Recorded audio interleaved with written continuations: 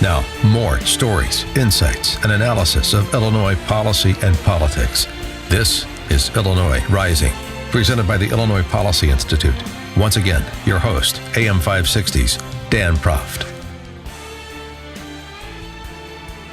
Dan Proft back with John Tillman, President and CEO of the Illinois Policy Institute. And John, this week, the Americans for Prosperity released a survey of the Illinois electorate, found, among other things, that 2/3 of independents in Illinois favor spending cuts as compared to only 15% that favor tax hikes. You know, kind of thinking about this in the context of the 5-month-long budget impasse between the governor and the General Assembly. The poll also found 81% of independents think the state is headed in the wrong direction. 35% of those who think Illinois is on the wrong track blame the General Assembly. 26% blame Rauner. So it seems like both the governor and the General Assembly taking on some water, you know, kind of a pox on all your houses, the whole ruling class thing. A little bit more latitude for the governor since he showed up 8 months ago. Right. He hasn't been there in power for 40 years, like, say, Mike Madigan. But if it's so overwhelmingly popular to reduce the size and scope of state government rather than raise taxes or come up with new and exciting ways to extract people's money from them, why isn't it adopted? Well, Dan, this goes to the core of what I like to call the political vice and how politics actually works. Pressure is applied to a political actors, the guys in Springfield, and the pressure is applied with a laser-like focus, pinpoint accuracy on legislators by those who benefit from more spending, such as public sector unions and nonprofits who get most of their money from the state government. So they are very organized because their livelihood depends on it, and they focus pressure and make it unpleasant for legislators to comply with the will of the people, and so they advocate for things opposite of the will of the people. Well, right, and so you have this curious thing too. I mean, even something that's become a bit prosaic and lacking in credibility because it hasn't occurred.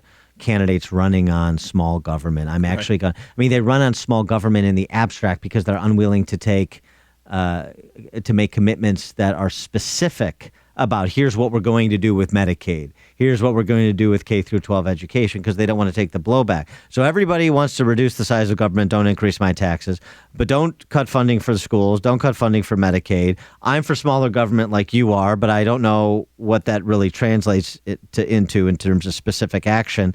So we're on this hamster wheel that we're going to, it seems to me, be on interminably until the hamster wheel is repossessed by the hamster wheel owner.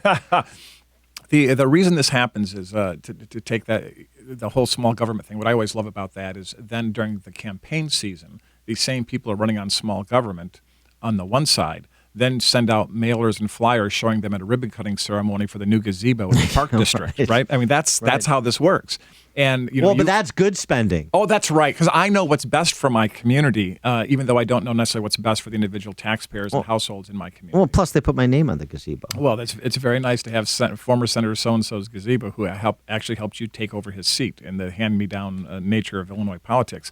But part of the reason so the question is, how do we change this? Right. And I think we're in the middle of that change right now. And I think Governor Rauner's win in 2014 is an indication of this. The polling that you cited talks about independents. But it's not just independents that are unhappy. We've done a lot of polling of Democrats. Democrats are very, very unhappy with Democrat leadership in Springfield. The approval rating in a poll we recently did showed that the General Assembly has an approval rating of 8%, supermajority controlled by the Democrats. And this, while it shaves off a little bit as you go across party lines, Democrats are unhappy with Democrats. But isn't that like Congress having an approval rating of 15% and yet 95, 98% are returned? And so how do you either break it or connect dots that people aren't connecting between their legislator and the institution they have such a low opinion of? Well, it takes truth-telling by those competing for those offices in the General Assembly, where, for example, as we've talked about before, there's 20 districts that Governor Rauner won where seats are held by a Democrat. So the people that are going to compete for those seats against that Democrat have to connect the dots in a way that penetrates with the voters.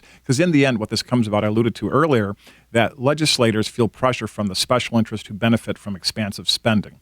The only way to change that is to make those legislators fear their own voters more. And the way you do that is by having a competition where a candidate puts up an alternative vision and makes the argument about why these reforms that we talk about on this show all the time and you talk about Monday through Friday are actually going to be better for individual voters and families. Well, isn't this why the budget deal, Bronner's first budget deal, whenever it comes and whatever it looks like is going to be so important? Because, and we've talked about this before, so the left never runs on a left platform. They run as, I'm a fiscal conservative. Right. And then they go and they're big spenders.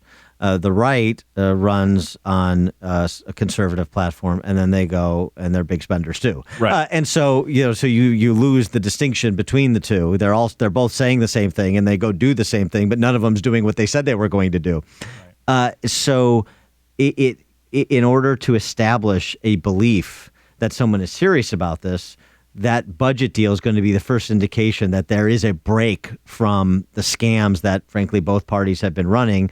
Ronner's been good at holding discipline, pretty good at holding discipline within the caucuses, but that budget deal and the revenue component spend side of it is going to be really important. Here's what would be catastrophic for the governor to do. It would be catastrophic for him and his ability to govern in the future and, frankly, win races in 2016 and beyond, and, frankly, win a re-election in 2018 if he makes a deal that is so heavy on the revenue side and whatever he gets on the reform side does not trump that by a ratio, just to pick a number, of 5-1. If it's 50-50 and it looks like one of those kind of deals, this will be catastrophic. Now, if he does a little bit of revenue and then he gets some material reforms that are clear, discernible, and penetrate the voter's mind, then he can probably get away with that in a way that is politically viable.